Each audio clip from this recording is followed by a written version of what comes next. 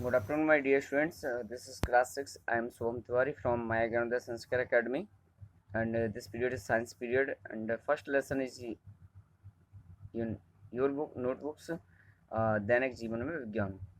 सो दैनिक जीवन में विज्ञान के बारे में मैं आपसे पहले भी चर्चा कर चुका था और बेसिकली नॉलेज में आपसे बता चुका था विज्ञान क्या है, विज्ञान की शाखाएं क्या हैं और विज्ञान का जीवन में महत्व क्या है और विज्ञान का एडवांटेज एंड डिसएडवांटेज क्या है. ये सभी चर्चाएं मैं आपसे पिछली वीडियो क्लासेस में कर चुका था. आज जिस बारे में मैं आपसे विषय पर चर्चा करने के लिए उपस्थित हुआ हूँ वह है विज्ञान का दैनिक जीवन में उपयोग एवं दुरुपयोग. तो देखिए, जहाँ पर एक और किसी भी वस्तु की उपयोगिता है वहीं पर अगर उस वस्तु का हम दैनिक जीवन में अत्यधिक मात्रा में उसका उपयोग करना शुरू कर दें, प्रयोग करना शुरू कर दें, तो उसका हमें उतना ही नुकसान उठाना पड़ता है.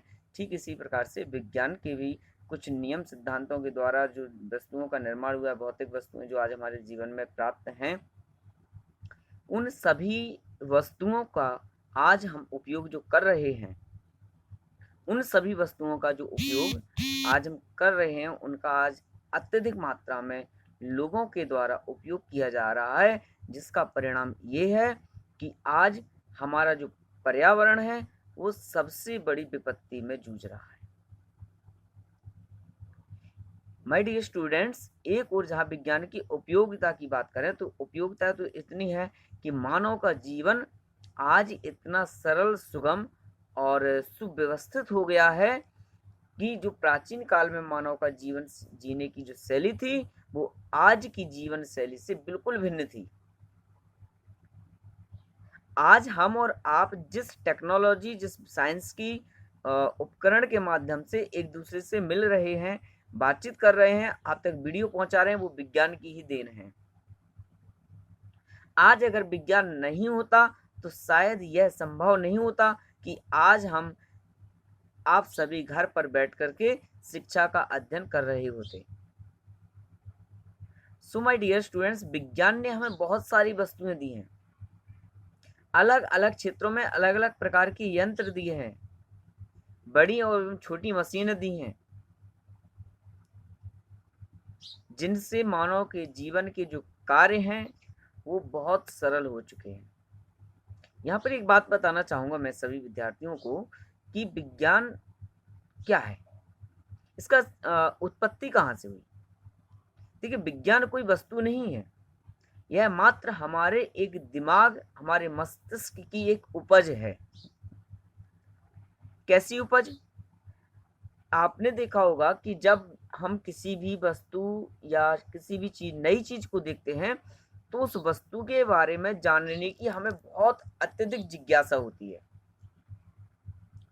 इसी जिज्ञासा ने विज्ञान को जन्म दिया.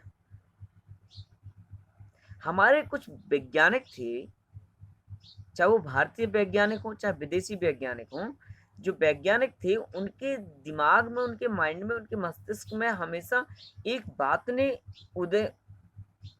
उदय हुई, एक पॉइंट उदय हुआ, एक विषय उदय हुआ.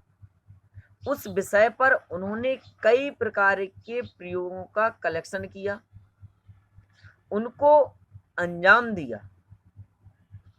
जिस प्रकार का संसाधन उन्हें उस प्रयोग को करने के लिए चाहिए था, वस्तु चाहिए थी, उसको उन्होंने जुटाया, निरंतर दिनों दिन उसमें कार्य किए. कभी परिणाम सफल हुआ तो कभी वह असफल हुए, परंतु असफलता से उन्होंने निराशा नहीं मानी और असफलता से उन्होंने कुछ कुछ सीखा.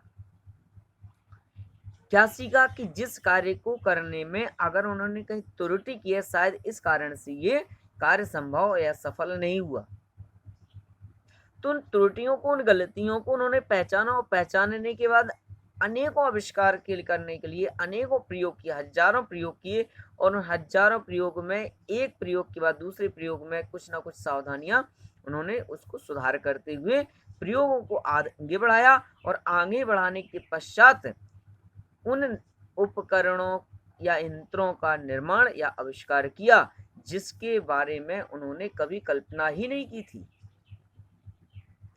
किसी भी चीज की